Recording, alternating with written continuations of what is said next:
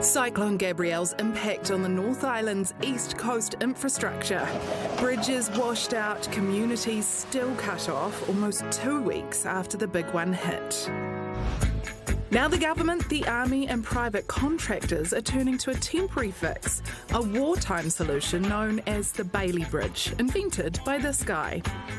Donald Coleman Bailey, Bachelor of Engineering. Friends of Mr. Bailey say they've never seen him without a pipe in his mouth, except when he uses it to point out some detail of construction. Compared to permanent structures, Bailey bridges are easy to assemble steel truss kit sets, broken down into easily transportable components, bolted together and pushed across a span on rollers. It's not a new solution for us. In previous disasters, they've been a good option to get quick access across a river. Check this one going up overnight over the Waio in 2020. Or this one over Danzi's Pass in 2013. The Army biffed one up over the Waiho 3 years ago. And here's one going up in Kaikoura after the 2016 earthquakes. But the difference this time is the sheer number of bridges that have been destroyed. So will there be enough Bailey bridges to reconnect everyone? Well, let's find out a little bit more from Kim Bevans, who is from Bridget, New Zealand. He's based in Tauranga. Kim, do we know how many bridges are wiped out around New Zealand? I guess that's being assessed, but we know that there's been a couple that have been the state highways, but there's also over 100 network bridges that have been washed out. So there are a lot, and obviously private bridges could be in the hundreds, that's for sure. Okay, so are there enough of these Bailey bridges to go around? That's probably a big problem at the moment. There's if we're thinking about 30-metre spans that the Bailey bridges, if they allow for that, there's 10 in the North Island and there's 5 in the South Island. Obviously, there are a few already out following the Auckland floods. But yeah, in short, yeah, we are going to be short of them, but there are other solutions with temporary bridges of varying spans that could be used as well.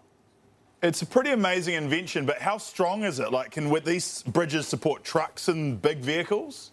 Yeah, they're pretty incredible. They do support any vehicle, any road legal vehicle, and probably actually more. But the big difference is obviously when you go into those sort of heavier loads, the spans are reduced. So that's when we have to put mid-pier spans in the river, and so obviously that introduces a few challenges, especially as we've seen. When you've got things in the middle of the river, it can catch the debris, but there is ways and means to span any gap for any load. For someone like yourself, who is, no offence, a bridge geek, can you explain how cool this Bailey Bridge invention actually is? Yeah, well, I guess it's pretty incredible given that it was designed back in 1940, and it's still the same invention as being used worldwide. Another question for you, no offence, an obsessive bridge nerd. Can you tell us, do you have a favourite New Zealand bridge of all time? Yeah, well, that's a good question, actually. Yeah. I suppose from a personal standpoint, our company's involvement and my own involvement in a small way was there a couple of pedestrian bridges up in Kaiwaka in Northland we put in last. So, a beautiful part of the country and 2 bridges that we're very proud of as well. Who could forget the Kaiwaka pedestrian bridges? Some of my favourites as well. They're beautiful bridges.